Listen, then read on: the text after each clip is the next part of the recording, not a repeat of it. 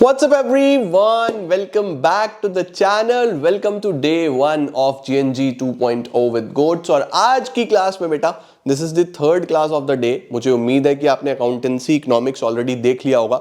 Business studies को शुरू करते हैं चैप्टर नंबर 1 के साथ। एंड ट्रस्ट मी, मतलब 10-11 दिन में तुम्हारा बिजनेस स्टडीज पूरा खत्म हो जाएगा और बहुत अच्छे तरीके से खत्म होगा।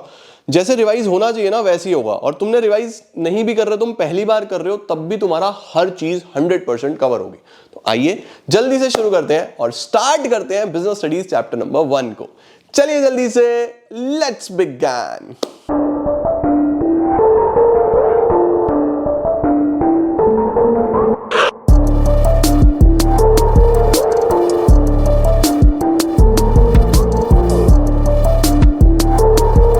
बच्चों अटेंडेंस सब लोग जल्दी से याद से लगा देना कि सर प्रेजेंट है हम। ठीक है, देखो चैप्टर का नाम है nature and purpose of business. बच्चों आप ये सब्जेक्ट पहली बार पढ़ रहे हो, आपको यहां पे ये सिखाएगा कि बिजनेस है क्या, बिजनेस का नेचर क्या है। नेचर मतलब उसके अंदर क्या क्या चीजें होती हैं, लोग क्यों करते हैं, क्या पर्पस है, क्या इंपॉर्टेंस है, वाई बिजनेस, लोग जॉब्स छोड़ के बिजनेस क्यों करते हैं, मतलब जॉब छोड़ने का मतलब कि जॉब्स ना करके बिजनेस ही क्यों, तो क्यों बिजनेस और क्यों आपके पेरेंट्स बिजनेस करते हैं और क्यों आप भी बिजनेसमैन बनने वाले हो। तो देखो सबसे पहले बच्चों इंट्रोडक्शन की बात करते हैं। बिफोर स्टार्टिंग द इंट्रोडक्शन, ये चिंटू देख रहे हो भाई साहब, पैसा ही पैसा होगा। तो एक बिजनेसमैन के पास बेटा सबसे बड़ी बात यही होती है कि देयर इज नो लिमिट। उसका कोई लिमिट नहीं होता कि वो कहां तक कमाएगा। भाई जॉब वाले की एक सैलरी है ना, वो सैलरी बढ़ेगी, ऑफ कोर्स बढ़ेगी, अगले साल बढ़ेगी, उसके अगले साल बढ़ेगी, फिर उसके अगले साल बढ़ेगी। बट जो बिजनेस कर रहा है उसकी सैलरी कुछ होती है क्या? सर कोई सैलरी नहीं होती। वो कितना भी कमा सकता है लेकिन लॉस भी हो सकता है। अब पॉजिटिव है तो नेगेटिव भी है। जॉब वाले का लॉस तो कोई नहीं होता, फिक्स्ड पैसा मिलना ही मिलना है, लेकिन बिजनेस वाले का तो लॉस भी हो सकता है। तो एक ह्यूमन ना बच्चों दो प्रकार की एक्टिविटी करता है। एक एक्टिविटी होती है पैसा कमाने के लिए, कि वो जो भी करेगा उसके दिमाग में चल रहा होगा कि लेट्स मेक मनी, क्योंकि money is the most important thing. उसके बिना आप सर्वाइव ही नहीं कर पाओगे। खाना खरीदना है तो पैसे से मिलेगा, कपड़े खरीदने हैं तो पैसे से मिलेंगे, जूते खरीदने हैं तो पैसे से मिलेंगे, एजुकेशन, हेल्थ, इंफ्रास्ट्रक्चर, कहीं भी कुछ भी अच्छा चाहिए पैसा तो खर्च करना पड़ेगा, तो आपको पैसा तो कमाना पड़ेगा। तो आप जितनी भी एक्टिविटीज बेटा पैसा कमाने के लिए करते हो उसको बोलते हैं इकोनॉमिक एक्टिविटी। और जितनी भी एक्टिविटीज आप out of love, out of care, कि चलो प्यार से कर दिया, केयर के लिए कर दिया, अफेक्शन के लिए कर दिया, वो होती है नॉन इकोनॉमिक एक्टिविटी। अब बोलो बिजनेस कौन सी एक्टिविटी होगा? सर बिजनेस तो पैसा कमाने के लिए, इकोनॉमिक एक्टिविटी है ना। Business is a major economic activity which is concerned with production. हम बिजनेस में प्रोडक्शन करेंगे, सामान बनाएंगे, सेल करेंगे, डिस्ट्रीब्यूशन करेंगे। डिस्ट्रीब्यूशन मतलब जो बनाया है उसको अलग अलग लोगों तक पहुंचाना, of goods and services required by the people. Business starts with production and ends with the consumption. शुरू होगा सामान के बनने से, खत्म होगा सामान जब कंज्यूम कर लेगा कंज्यूमर, जब वो इसको यूज कर लेगा। ठीक है, तो सबसे पहले बिजनेस क्या है? The term business literally means being busy. जो शब्द है ना बिजनेस, उसका मतलब ही क्या है? बीइंग बिजी, व्यस्त रहना। किस चीज में व्यस्त रहना? प्रोडक्शन में, सेल में, मार्केटिंग में। बहुत कुछ करना पड़ता है बच्चों बिजनेस के अंदर, बहुत कुछ करना पड़ता है। ऐसे कोई किसी की दुकान पे नहीं आता, बहुत मेहनत करता है वो उसके पीछे। तो क्या है?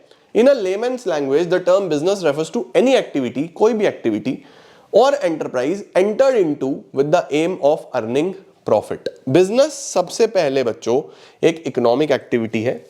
बिजनेस एक सबसे पहले इकोनॉमिक एक्टिविटी है, यानी कि आपको मेनली पैसा कमाने के लिए काम करोगे, which is concern with providing goods and services to the society. समाज को गुड्स देंगे या सर्विस देंगे under the incentive of private gains और प्रॉफिट, जिसमें हमें क्या फायदा है? हम प्रॉफिट बनाना चाहते हैं। ठीक है बेटा। अब बिजनेस के क्या फीचर्स होंगे, क्या कैरेक्टरिस्टिक्स होंगे, बिजनेस से आप क्या क्या एक्सपेक्ट कर सकते हो, या आप कैसे पहचानोगे कि कोई चीज बिजनेस है या नहीं है, तो ये सब चीजें तुम्हें उसमें कॉमन मिलेंगी। सबसे पहले वो एक इकोनॉमिक एक्टिविटी होगी। अगर कोई भी एक्टिविटी पैसा कमाने के लिए करी जा रही है ना, तो तुम समझ जाना कि वो बिजनेस है। ठीक है, कोई भी एक्टिविटी हो सकती है, कोई भी, एनी एक्टिविटी। ठीक है, बोल रहा है every business activity is carried out with the aim to earn profit. The profit earned is a source of income for the businessman. Businessman के लिए एक सोर्स ऑफ इनकम प्रॉफिट ही तो है। तो बिजनेस सबसे पहले बच्चा एक इकोनॉमिक एक्टिविटी होगी। ठीक है बाबू। दूसरा, बिजनेस में आप क्या कर रहे होगे? या तो आप प्रोडक्शन कर रहे होगे। प्रोडक्शन मतलब सामान बना रहे होगे, सामान प्रोड्यूस कर रहे होगे, प्रोडक्शन कर रहे होगे, और प्रोक्योरमेंट कर रहे होगे। प्रोक्योरमेंट का क्या मतलब होता है? सामान को खरीदना, ठीक है। तो या तो आप प्रोडक्शन कर रहे होगे, सामान बना रहे होगे, या आप प्रोक्योरमेंट कर रहे होगे, सामान बाय कर रहे होंगे, ठीक है। गुड्स और सर्विसेज का सर बाय क्यों करना है? बेटा देखो, अगर मैं एक बिजनेसमैन हूं तो मैं सब कुछ खुद थोड़ी बनाता हूं। मेरी सपोज एक बेकरी है तो मैं कुछ बिस्किट्स तो अपने ब्रांडेड बिस्किट्स बनाता हूं मैं अपनी दुकान के, और कुछ तो मैं बने बनाए लेके आता हूं और सीधा बेच देता हूं। मैं बने बनाए लेके आता हूं और सीधा बेच देता हूं, तो खरीदता भी तो हूं। तो बिजनेस में प्रोडक्शन भी होगा, प्रोक्योरमेंट भी होगा, उसके बाद सेल और एक्सचेंज। फिर माल मुझे अपनी दुकान पे थोड़ी रखना है, बेचना है ना। तो देखो, सामान बनाया, सामान बेचा with the aim of earning profit, economic activity. 3 feature समझ में आ गए? Production, procurement, sale, exchange, economic activity. चौथा, डीलिंग रेगुलर बेसिस पे होनी चाहिए, वेरी इंपॉर्टेंट। एक कई बार एग्जाम में क्वेश्चन आता है कि एक चिंटू ने दिवाली की सफाई करी और सफाई में घर में एक पुराना फर्नीचर निकला, उसने वो फर्नीचर उठा के बेच दिया, पैसे कमा लिए। एक्टिविटी में तो पैसे कमाए, इकोनॉमिक एक्टिविटी हो गया। क्या ये बिजनेस है? द आंसर इज नो, ये बिजनेस नहीं है। क्यों नहीं है? क्योंकि ये रेगुलर बेसिस पे नहीं होता, समझे। Regularly dealing in goods is one of the key feature of business activity. Regularly in dealings, ये नालायक कुछ भी लिखते हैं, रेगुलरिटी आएगा यहाँ पर, regularity in dealings is one of the key feature. This is because one single transaction cannot be considered as business. एक ट्रांजेक्शन को बिजनेस नहीं कह सकते, ठीक है। उसके बाद प्रॉफिट अर्निंग, ये तो मेन चीज हो गई। बिजनेस में प्रॉफिट मेन ऑब्जेक्टिव होता है, मेन मोटिव होता है। देन अनसर्टेनिटी, अनसर्टेनिटी का मतलब बच्चों कुछ भी पता नहीं है, प्रॉफिट भी हो सकता है, लॉस भी हो सकता है। There is an uncertainty, there can be profit, there can be loss, कुछ भी हो सकता है। बिजनेस में जरूरी थोड़ी ना है कि प्रॉफिट ही हो, प्रॉफिट भी हो सकता है, लॉस भी हो सकता है। तो ये भी बहुत इंपॉर्टेंट एलिमेंट है। उसके बाद रिस्क, अरे भैया बाप बढ़ाना भैया, सबसे बड़ा रुपया रिस्क। रिस्क है तो इश्क है, रिस्क है तो इश्क है। इसका मतलब क्या है बच्चा? इसका मतलब है कि बिजनेस में आपको रिस्क तो लेना पड़ेगा। पता नहीं भाई कस्टमर आएगा या नहीं आएगा, पैसा तो लगाना पड़ेगा। पता नहीं माल बिकेगा या नहीं बिकेगा, पैसा तो लगाना पड़ेगा। तो बिजनेस में बेटा एक रिस्क वाला एलिमेंट जरूर होता है। No business is risk free. Risk क्या हो सकता है कि जो आप बेच रहे हो, कस्टमर का टेस्ट बदल जाए तो, फैशन बदल जाए तो, मेथड ऑफ प्रोडक्शन चेंज हो जाए तो, कंपटीशन बढ़ जाए तो, कोई नेचुरल कैलेमिटी आ जाए तो, कुछ नहीं पता ना बेटा क्या होगा। तो बहुत सारी समस्याएं बेटा यहां पे बिजनेस के साथ जुड़ी होती हैं। ह्यूमन एक्टिविटीज ऑलरेडी हम चर्चा कर चुके हैं, इस पे दोबारा चर्चा नहीं करेंगे। इकोनॉमिक, नॉन इकोनॉमिक, सर ये तो हो गया, इसका तो बस स्क्रीनशॉट लो। इकोनॉमिक कौन कौन सी होती हैं? जो पैसा कमाने के लिए करी गई हैं। इसके अंदर मेनली 3 होती हैं, बिजनेस, प्रोफेशन, एम्प्लॉयमेंट। इसको पढ़ेंगे डिटेल में। आओ जी, बिजनेस, प्रोफेशन, एम्प्लॉयमेंट का डिफरेंस नहीं है क्या? उससे पढ़ाऊंगा। लो बेटा, तो मेनली इकोनॉमिक एक्टिविटीज में आप 3 प्रकार का काम कर सकते हो। कितने प्रकार का काम कर सकते हो? 3। सर कौन कौन सा 3? बेटा या तो आप करोगे बिजनेस, ठीक है, पैसा कमाने के लिए या तो बिजनेस ही करोगे। बिजनेस क्या है अभी देखा। या फिर आप कोई जबरदस्त पढ़ाई कर लोगे, जैसे तुम सीए बन गए, ठीक है। जैसे हमारे बच्चे सीए बनते हैं, हमारे बच्चे सीएस बनते हैं, हमारे बच्चे सीएमए करते हैं। तो कितना कुछ हमारे बच्चे कर रहे होते हैं, है ना। अगर आप जाके देखोगे हमारे सीए वाले चैनल्स पे, डीसी लाइन सीए वाले चैनल पे, कितने बच्चे सीए की पढ़ाई कर रहे होते हैं। तो क्यों कर रहे होते हैं? क्योंकि वो प्रोफेशनल बनना चाहते हैं। तो प्रोफेशन क्या होता है? प्रोफेशन का मतलब होता है कि एक ऐसी एक्टिविटी जहां पे आपके पास एक ऐसी नॉलेज है जो एक आम आदमी के पास नहीं है। एक बिजनेसमैन के पास वो नॉलेज नहीं है जो एक सीए के पास है ना, एक डॉक्टर के पास है, एक लॉयर के पास है। तो प्रोफेशनल कौन लोग होते हैं? जिनके पास कोई ऐसी नॉलेज है जो नॉर्मली देखने को नहीं मिलती, है ना। तो तुम बिजनेस कर सकते हो, या तुम प्रोफेशन में जा सकते हो, या तुम एम्प्लॉयमेंट में जा सकते हो। सर एम्प्लॉयमेंट का क्या मतलब हुआ? एम्प्लॉयमेंट का मतलब तुम किसी जॉब में जा सकते हो। भाई तुमने किसी बैंक की जॉब ज्वाइन कर ली, तुमने किसी बैंक में ना जाके तुमने किसी नॉर्मल स्टोर में कोई जॉब ज्वाइन कर ली, है ना। अभी मैं रिसेंटली चंडीगढ़ गया था, तो मुझे डीकैथलॉन से एक फुटबॉल लेना था। तो मैं फुटबॉल लेने के लिए गया, जब मैं उसका कैश कराने के लिए गया, जब मैं उसका पेमेंट करने के लिए गया, तो I found one of our students. उसने मुझे एकदम पहचान लिया। उसने बोला, अरे सर मैं तो आपकी वीडियोस देखती थी, अब मैं यहाँ पे बहुत अच्छे से काम सीख रही हूँ, उसके बाद मेरी पढ़ाई भी चल रही है, बट मैं अपने दम पे कुछ कमा भी रही हूँ और अपनी फीसिस भी खुद ही पे कर रही हूँ और मैं लाइफ में ग्रो कर रही हूँ। मुझे बहुत अच्छा लगा, बहुत खुशी हुई मुझे कि क्या बात है यार, हमारे बच्चे इस तरीके से आगे बढ़ रहे हैं।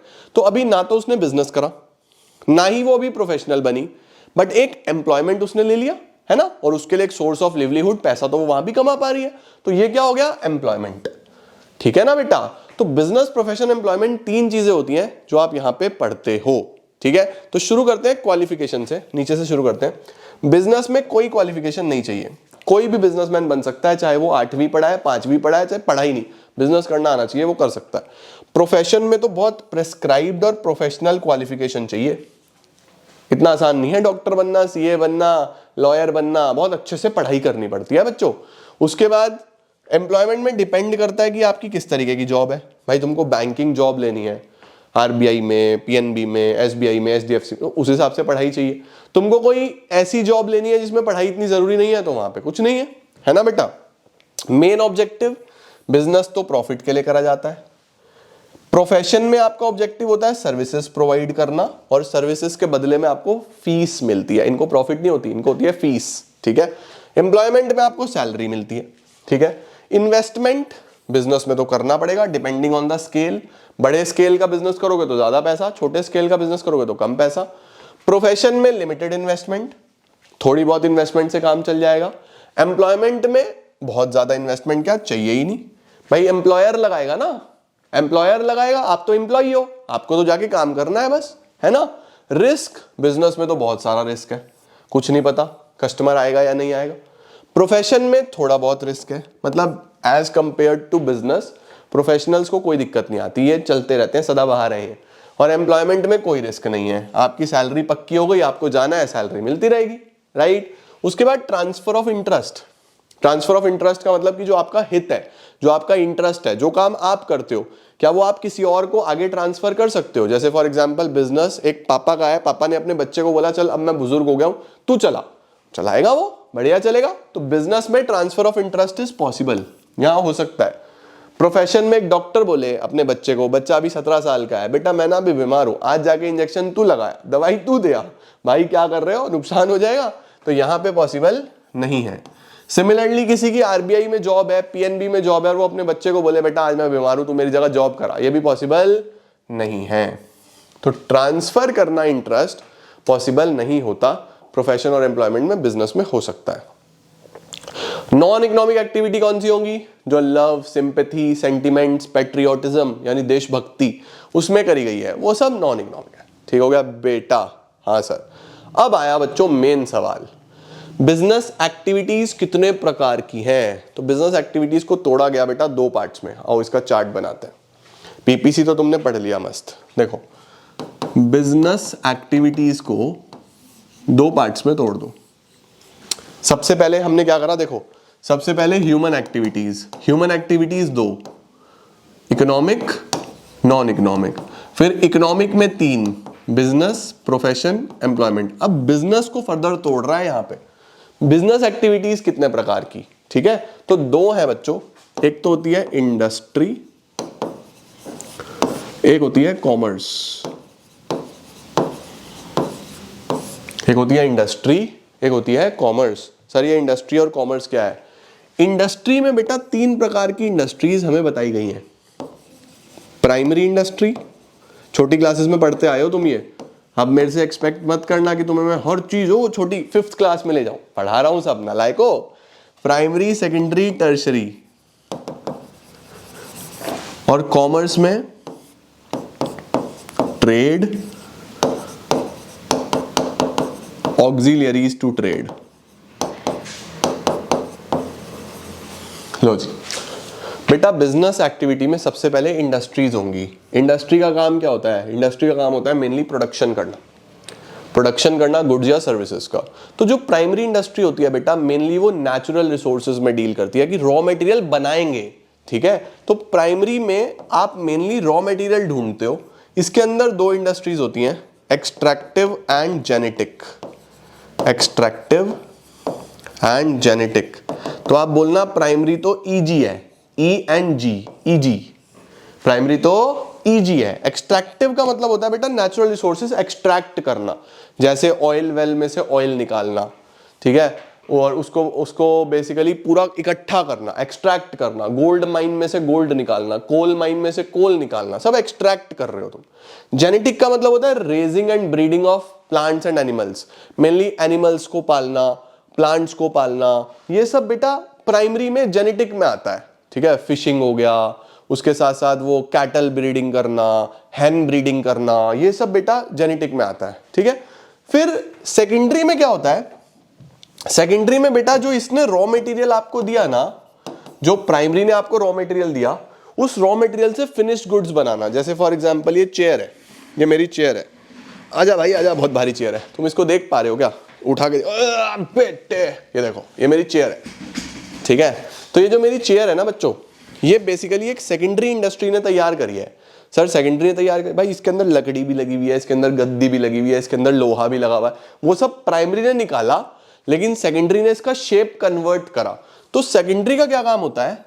सेकेंडरी का काम होता है रॉ मटेरियल से फिनिश गुड्स तैयार करना। फिनिश का मतलब जो हम इंजॉय कर सकते हैं, ठीक है। तो सेकेंडरी में दो चीजें होती हैं, कंस्ट्रक्शन, मैन्युफैक्चरिंग। कंस्ट्रक्शन का मतलब तो बेटा जो कंस्ट्रक्ट करेंगे, कंस्ट्रक्ट मतलब जो आपके देश में बिल्डिंग्स बनाते हैं, स्कूल्स बना रहे हैं, कॉलेजेस बना रहे हैं, डैम्स बना रहे हैं, ब्रिज बना रहे हैं, सड़कें बना रहे हैं, ये सब कंस्ट्रक्शन में आता है। ये सेकेंडरी एक्टिविटी का पार्ट है, सेकेंडरी इंडस्ट्री का पार्ट है। जो मैन्युफैक्चरिंग है वो गुड्स का मैन्युफैक्चर कर रहे हैं। अब इसके अंदर भी चार है, processing, assembling, analytical, synthetical. Processing का क्या मतलब होता है? जिसके अंदर प्रोसेस में सामान बनता है। प्रोसेस में बनने का क्या मतलब हुआ? प्रोसेस में बनने का मतलब हुआ बच्चों कि मल्टीपल प्रोसेसेस मतलब एक से ज्यादा प्रोसेस। जैसे सपोज पेपर बनाना है, तो पेपर में पहले क्या होगा भाई, ये लकड़ी तैयार करेंगे, फिर लकड़ी की कटिंग होगी, कटिंग होने के बाद क्लीनिंग होगी, क्लीनिंग होने के बाद शीट्स बनेंगी, शीट्स बनने के बाद पेपर बनेगा, फिर पेपर की ग्रेडिंग होगी। देखते हो बाजार में पेपर भी कई प्रकार का होता है, कोई व्हाइट है, कोई एक्स्ट्रा व्हाइट है, कोई थोड़ा डार्क ब्राउन सा पेपर है ना, इस तरीके की चीजें। तो बेसिकली यहां भी तीन तरीके की चीजें होती हैं। सबसे पहले क्या होगा, प्रोसेसिंग होके चलेगी, मतलब कई प्रोसेस में होके सामान बनेगा, उसको बोलते हैं प्रोसेसिंग होना। असेंबलिंग का मतलब क्या होता है बेटा? असेंबल होना। असेंबल क्या सर? जैसे ये चेयर असेंबल हुई है, इसके अंदर लकड़ी भी लगी, लोहा भी लगा, गद्दी भी लगी, फिर सारे पार्ट्स को असेंबल करके कुर्सी बना दी। ऐसे ही लैपटॉप्स असेंबल होते हैं, ऐसे ही मोबाइल फोन्स असेंबल होते हैं, गाड़ियां असेंबल होती हैं, वो सब असेंबलिंग में आता है, ठीक है। इसके बाद एनालिटिकल। एनालिटिकल का मतलब होता है एनालाइज करना और फिर सेपरेट करना अलग अलग चीजों को। जैसे इसने फॉर एग्जाम्पल एक्सट्रैक्टिव ने आपको ऑयल निकाल के दे दिया, अब ऑयल में से पेट्रोल अलग करना, डीजल अलग करना, नेचुरल गैस अलग करना, तो बहुत सारी चीजें बेटा हमारी एनालिटिकल में आ जाती हैं। उसके बाद वी हैव सिंथेटिकल। सिंथेटिकल का क्या मतलब होता है? सिंथेटिकल का मतलब होता है बहुत सारे एलिमेंट जोड़ के एक चीज बनाना। जैसे पेंट बनता है, जैसे सीमेंट बनता है, तो बहुत सारे केमिकल्स जुड़ेंगे पेंट में, सीमेंट में, बहुत सारे केमिकल्स जुड़ के फिर एक प्रोडक्ट बनता है, उसको बोलते हैं सिंथेटिकल। समझे?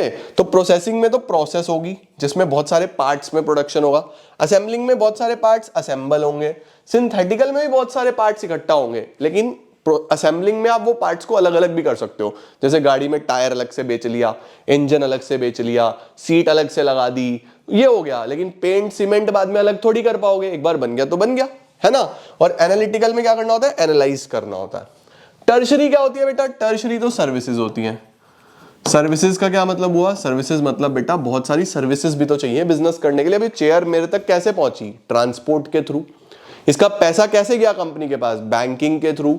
तो बहुत सारी सर्विसेज होती हैं, जैसे बैंकिंग हो गया, इंश्योरेंस हो गया, ट्रांसपोर्टेशन हो गया।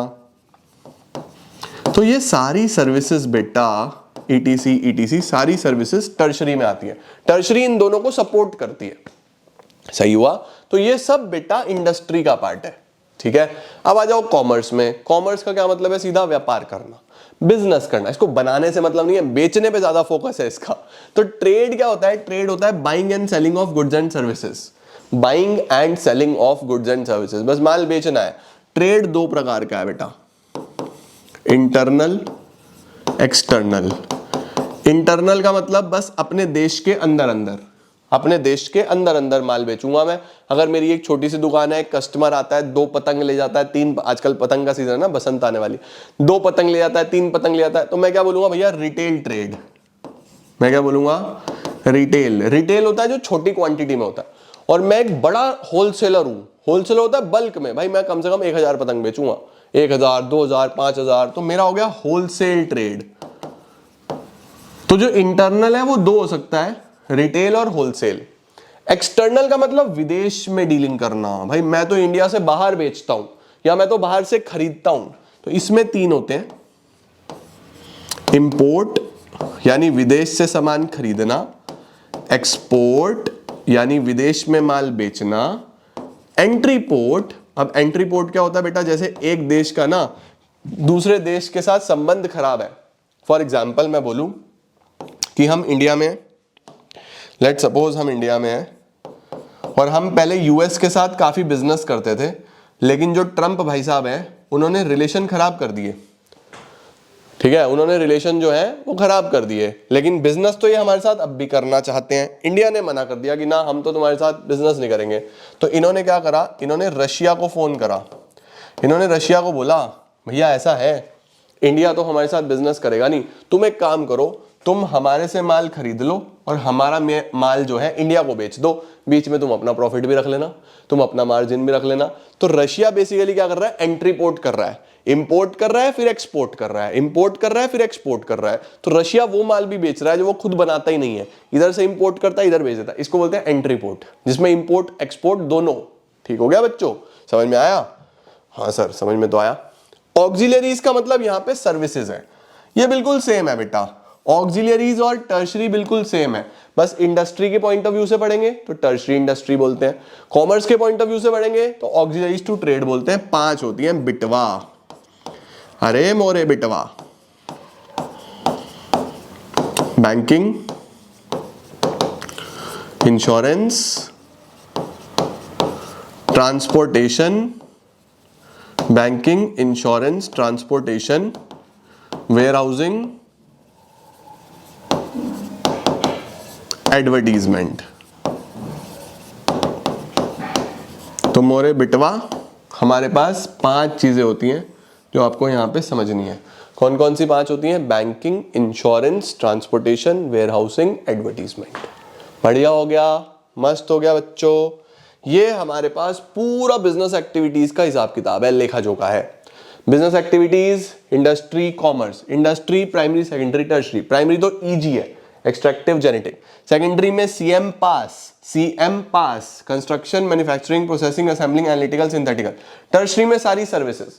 कॉमर्स में ट्रेड और ऑक्सिलरीज टू ट्रेड। ट्रेड में इंटरनल, एक्सटर्नल। इंटरनल में होलसेल, रिटेल। एक्सटर्नल में import, export, entry port. Auxiliaries में बिटवा, banking, insurance, transportation, warehousing. Warehousing का मतलब स्टोरेज फैसिलिटीज होती हैं। एडवर्टीजमेंट का मतलब नॉलेज देना। तो ये सब क्या क्या प्रॉब्लम सॉल्व करते हैं? बैंकिंग सॉल्व करता है प्रॉब्लम ऑफ फाइनेंस, इंश्योरेंस करता है प्रॉब्लम ऑफ रिस्क, ट्रांसपोर्टेशन करता है प्रॉब्लम ऑफ टाइम या फिर प्लेस, एक जगह से दूसरी जगह लेके जाना। वेयरहाउसिंग सॉल्व करता है प्रॉब्लम ऑफ स्टोरेज। एडवर्टीजमेंट होता है नॉलेज। क्या बात है सर, परफेक्ट हो गया? हाँ सर अभी समझ में आया। बस चैप्टर खत्म होने वाला है। Industry, commerce. इंडस्ट्री के बारे में मैंने आपको सब कुछ बता दिया, लो जल्दी से स्क्रीनशॉट लो बस। अब तो रीड लगाना एक बार, सब समझा दिया तुम्हें मैंने। Done. Primary, secondary, tertiary. Primary कौन सी है? जो एक्सट्रैक्शन करेंगी, प्रोडक्शन करेंगी नेचुरल रिसोर्सेज का, या रिप्रोडक्शन करेंगी प्लांट्स और लिविंग ऑर्गेनिजम्स का। Extractive, farming, mining, hunting. Genetic, poultry farm, fish hatchery, सब बता दिया। सेकेंडरी कौन सी हो गई? सेकेंडरी का मतलब रॉ मटेरियल से फिनिश गुड्स बनाना। Construction, manufacturing. कंस्ट्रक्शन, डैम बनाएगी, ब्रिज बनाएगी, रोड बनाएगी। मैन्युफैक्चरिंग में एनालिटिकल, सिंथेटिकल, प्रोसेसिंग, असेंबलिंग, सब बता दिया। एनालिटिकल क्या है? एनालाइज करके अलग अलग करना, जैसे क्रूड पेट्रोलियम से पेट्रोल, केरोसिन, डीजल। सिंथेटिकल में सीमेंट, परफ्यूम्स। प्रोसेसिंग में चीज बनाना, जैम्स बनाना, जो एक प्रोसेस्ड फूड होता है बेसिकली। असेंबलिंग में असेंबल करना, है ना, कंप्यूटर, कार। टर्शरी सारी सर्विसेज हो गई बेटा, transport, banking, insurance, warehousing, communication, advertising. Then commerce, commerce में हमारे पास trade, auxiliaries to trade. Trade कौन कौन सा हो गया सर? व्यापार, buying and selling of goods and services known as trade. Internal, external. Internal कौन सा है? देश के भीतर, देश के अंदर अंदर, होलसेल में, बल्क में, रिटेल में, छोटी क्वांटिटी में। एक्सटर्नल में इंपोर्ट, एक्सपोर्ट, एंट्री पोर्ट, दोनों बता दिए। Then we have auxiliaries. Auxiliaries में बच्चों 5 ऑक्सिलरीज है, ये भी सर हमने डिस्कस कर ली। उसके बाद अब आ रहा है बच्चों objectives of business. Sir objectives का क्या मतलब है? ऑब्जेक्टिव्स का मतलब बेटा उद्देश्य। बिजनेस क्यों करते हैं हम लोग? तो काफी सारे ऑब्जेक्टिव्स हैं। जैसे सबसे पहले मार्केट स्टैंडिंग। मार्केट स्टैंडिंग का मतलब होता है मार्केट में अपनी एक इमेज बनाना, अपनी एक वैल्यू बनाना, अपनी एक प्लेस बनाना कि हाँ भाई वो इंसान वो काम करता है, मुझे मार्केट में मेरे आसपास सब लोग जानते हैं कि ये पढ़ाते हैं। क्यों पढ़ाते हैं? मार्केट स्टैंडिंग बन गई, इतने साल हो गए ना। इसी तरीके से इनोवेशन, नया नया कुछ ना कुछ ट्राई करते रहना। जैसे ये सीरीज एक इनोवेशन ही तो है कि 20 दिन में पूरा सिलेबस, तीनों सब्जेक्ट्स कवर्ड, है ना। प्रोडक्टिविटी, अपने समय का सही प्रयोग करना। अब भाई 12वीं में बहुत सारा समय बच भी रहा था, तो हमने कहा क्यों ना 11वीं को ये टाइम दिया जाए, इनकी भी सीरीज चलाई जाए। तो क्या प्रोडक्टिविटी का मौका मिला, अपने टाइम का सही प्रयोग कर पा रहे हैं, राइट। इसी तरीके से फिजिकल एंड फाइनेंशियल रिसोर्सेज, एक पर्पस होता है, ऑब्जेक्टिव होता है बिजनेस का कि हम फिजिकल रिसोर्सेज भी अरेंज कर पाए और फाइनेंशियल रिसोर्सेज भी, कि फिजिकल रिसोर्सेज को अच्छे से यूज करें और पैसा भी जनरेट करें। उसके बाद अर्निंग प्रॉफिट, और लास्ट होता है सोशल रिस्पॉन्सिबिलिटी, कि समाज के लिए भी कुछ ना कुछ करना, सोसाइटी के लिए एम्प्लॉयमेंट क्रिएट करना, सोसाइटी के लिए गुड क्वालिटी प्रोडक्ट्स बनाना, रीजनेबल प्राइसेस चार्ज करना। ये सब बेटा सोशल रिस्पॉन्सिबिलिटी, पूरा चैप्टर भी है, चैप्टर नंबर 6, वहां पे इसको पढ़ेंगे और डिटेल में, ठीक है। सर ये बिजनेस रिस्क क्या है? देखो हमने बच्चों अभी पढ़ा कि कोई भी बिजनेस बिना रिस्क के सरवाइव नहीं कर सकता। कोई भी बिजनेस हो बच्चा, बिना रिस्क के सरवाइव नहीं करेगा। रिस्क तो होगा ही होगा भाई। रिस्क कैसा सर? रिस्क ऐसा कि पता नहीं कस्टमर आएगा या नहीं आएगा। कस्टमर आ भी सकता है, कस्टमर नहीं भी आ सकता, कस्टमर ज्यादा भी आ सकता है, कस्टमर कम भी आ सकता है, सामान बड़ा बड़ा खराब भी हो सकता है, चोरी भी हो सकता है। तो कई प्रकार के रिस्क हैं बेटा।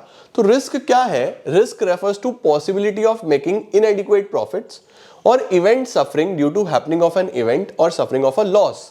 यानी आपको प्रॉफिट भी हो सकता है, आपको लॉस भी हो सकता है। ये रिस्क है एक अपने आप में। The risk may arise in business due to both internal and external factors. Internal factors भी हो सकते हैं, जैसे मेरी कोई गलती हो सकती है कि भैया हमारा काम है पटाखों का और हमारी लेबर बैठ के बीड़ी पी रही है, तो वो आग तो लग सकती है ना, इंटरनल फैक्टर है। या रात को सारी लाइटें खुली छोड़ गए, शॉर्ट सर्किट का डर है, इंटरनल फैक्टर है। बाहर से क्या है, कोई बाढ़ आ गई, कोई अर्थक्वेक आ गया, एक्सटर्नल फैक्टर है। गवर्नमेंट ने पॉलिसी चेंज कर दी, कोई बैन कर दिया जो प्रोडक्ट हम बेचते थे, एक्सटर्नल फैक्टर है। तो इंटरनल की वजह से भी हो सकता है रिस्क, एक्सटर्नल की वजह से भी हो सकता है बच्चों रिस्क, ठीक है। External risk due to factors which are beyond the control of organisation, जो हमें पता ही नहीं है। इंटरनल जो हम कंट्रोल कर सकते हैं, ठीक है। अब रिस्क कैसे है बेटा? बोल रहा है risk is essential part of every business. हर बिजनेस में रिस्क होगा ही होगा। It is an essential part of every business. Risk is an important characteristics of business. No business can avoid it. कोई भी बिजनेस इसको अवॉइड नहीं कर सकता। आप चाहे कितना ही छोटा बिजनेस हो, आप कितना ही बड़ा बिजनेस हो, रिस्क होगा ही होगा। दूसरा, risk arises due to uncertainties. जितने भी रिस्क हैं बच्चों, वो सब अनसर्टेनिटीज की वजह से आते हैं। अनसर्टेनिटी मतलब हैपनिंग या फिर non happening of an event. पता नहीं यार होगा या नहीं होगा। रिस्क तो ये है, कस्टमर पता नहीं आएगा नहीं आएगा, पता नहीं पसंद आएगा या नहीं आएगा, पता नहीं फैशन में चीज रहेगी या नहीं रहेगी, पता नहीं कस्टमर मुझे वो प्राइस देगा या नहीं देगा, पता नहीं गवर्नमेंट की पॉलिसी चलेगी या नहीं चलेगी। यानी होना या ना होना अनसर्टेन है ना। तो अनसर्टेनिटीज की वजह से रिस्क होता है बेटा। रिस्क डिपेंड करता है नेचर पे और साइज ऑफ द बिजनेस पे। भाई जितना बड़े साइज का बिजनेस उतना बड़ा रिस्क, जितने छोटे साइज का बिजनेस उतना छोटा रिस्क। नेचर का क्या मतलब होता है? नेचर का मतलब होता है कि आपका बिजनेस किस प्रकार का है। बहुत सारे बिजनेस बेटा बहुत रिस्की बिजनेसेस होते हैं, शायद चलें शायद ना चलें, चल जाए तो बहुत बढ़िया चल जाएंगे, नहीं चले तो बिल्कुल भी नहीं चलेंगे। तो ऐसे बिजनेस जो डेली यूज के नहीं होते, जैसे डेली यूज का प्रोडक्ट है, आप दुकान खोल लो कन्फेक्शनरी की, स्टेशनरी की, ग्रोसरी की, ये सब चल जाएंगे क्योंकि डेली यूज है। बट आप एक ऐसे एरिया में दुकान खोलो महंगे डायमंड्स की, तो शायद ना चले यार, जहां पे गरीब लोग हैं वहां डायमंड कौन खरीदेगा, तो वो आपने बहुत बड़ा रिस्क ले लिया। तो वो आपके नेचर ऑफ द बिजनेस पे भी डिपेंड करता है कि आपका व्यापार क्या है ना। उसके बाद बेटा अगर आप रिस्क लेते हो तो रिवॉर्ड प्रॉफिट है। रिस्क का रिवॉर्ड क्या है? प्रॉफिट है। बोला ना मैंने, रिस्क है तो इश्क है, प्रॉफिट इज द रिवॉर्ड। अच्छा, अब रिस्क कैसे कैसे होते हैं? तो रिस्क बेटा NEOH याद रखना। रिस्क के कॉजेस क्या है? NEOH। सबसे पहले नेचुरल। नेचुरल का मतलब होता है नेचुरल रिसोर्सेज, भाई फ्लड आ गए, अर्थक्वेक आ गया, लाइटनिंग, किसी के हाथ में नहीं है। Natural risks, natural causes. Economic causes, economic का मतलब बेटा जो डिमांड से रिलेटेड, सप्लाई से रिलेटेड, प्रोडक्शन से रिलेटेड, कहीं ना कहीं पैसे से संबंधित है ना। तो the causes include wide spectrum of uncertainty relating to demand for the products, जैसे कंपटीशन बढ़ना, टेक्नोलॉजी चेंज होना, टैक्स रेट में चेंज आना, ये सब बेटा इकोनॉमिक कॉजेज होते हैं। उसके बाद ह्यूमन। ह्यूमन का मतलब होता है हमारी गलती की वजह से, हमारा इंप्लॉय डिसऑनेस्ट निकला, चोरी करने लगा, हमारी नेग्लिजेंस की वजह से, हमने सही से ताला बंद नहीं करा, चोरी हो गई, हमने लाइटिंग सही से बंद नहीं करी, शॉर्ट सर्किट हो गया, तो हमारी गलती की वजह से। लास्ट होता है बच्चों अदर कॉजेज, जो अब बच गए, जो आपको कहीं भी समझ में ना आए, तो वो अदर में आ जाएंगे, जो ना तो नेचुरल है, ना ह्यूमन है, ना इकोनॉमिक है। सर जैसे जैसे पॉलिटिकल डिस्टर्बेंस, सरकार गिर गई, वॉर हो गया, कुछ भी ऐसा, ये सब कहीं भी नहीं आएगा, ना तो नेचुरल है, ना ह्यूमन है, ना इकोनॉमिक है, अदर में आ जाएगा। ठीक है बेटा, परफेक्ट।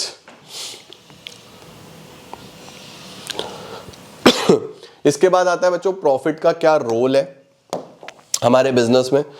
रोल जो है बेटा प्रॉफिट का बहुत बड़ा है, बहुत बड़ा रोल है। सबसे पहले लिवलीहुड है ये, भाई इसी से चलेगा, घर परिवार इसी से चलेगा बिजनेसमैन का। दूसरा, ये एक बहुत इंपॉर्टेंट सोर्स ऑफ फाइनेंस है। भाई बिजनेस को अगर पैसा चाहिए, एक्सपेंड करना है, ग्रोथ चाहिए, बिजनेस को आगे बढ़ाना है, तो आपको इसकी जरूरत पड़ेगी। तो it is a very important source for expansion and growth of the business. उसके बाद बेटा प्रॉफिट ही ये बताता है कि बिजनेस एफिशिएंटली चल रहा है, बिजनेस अच्छे से काम कर रहा है, बिजनेस आगे बढ़ रहा है। प्रॉफिट होगा तो ही पता लगेगा, नहीं तो नहीं पता लगेगा।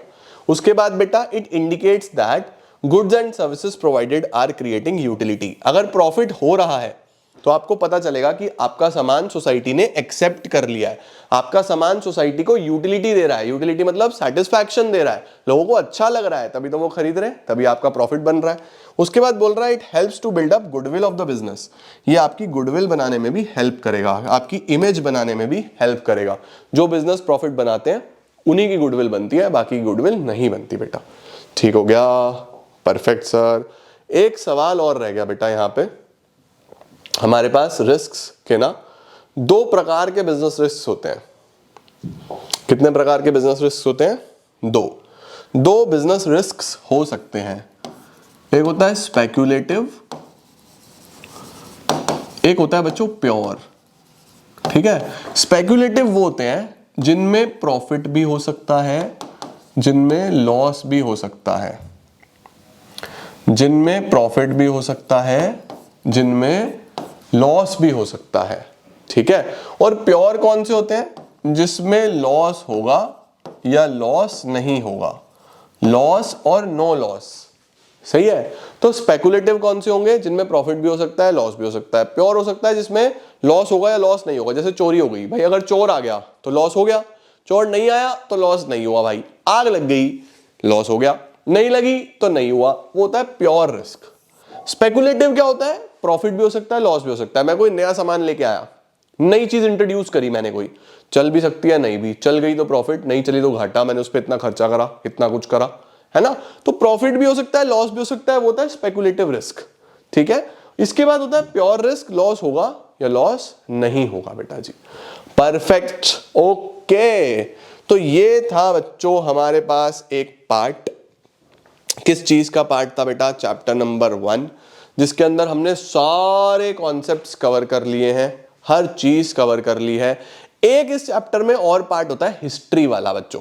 हिस्ट्री वाला मतलब कि पुराने समय में बिजनेस कैसे होता आ रहा है, ठीक है। वो कंप्लीट थ्योरेटिकल है बेटा, वो कंप्लीट लर्न करने वाला पोर्शन है, तो उसको मैं अभी नहीं करा रहा। मतलब मैं नॉर्मली उसको कराता ही नहीं हूं। मैं बच्चों को बोलता हूं तुम लोग पढ़ लेना, तुम लोग रीड कर लेना, क्योंकि बिल्कुल हिस्ट्री है यार कि पुराने समय में बिजनेस कब से शुरू हुआ, क्या हुआ, मुझे बहुत इररिलेवेंट लगता है। मुझे लगता है बच्चों के काम का ही नहीं, फालतू है वो, बिना बात ही ऐड किया हुआ है। तो वो तुम एक बार रीड कर लेना, अगर तुम्हें समझ आ जाए बहुत बढ़िया।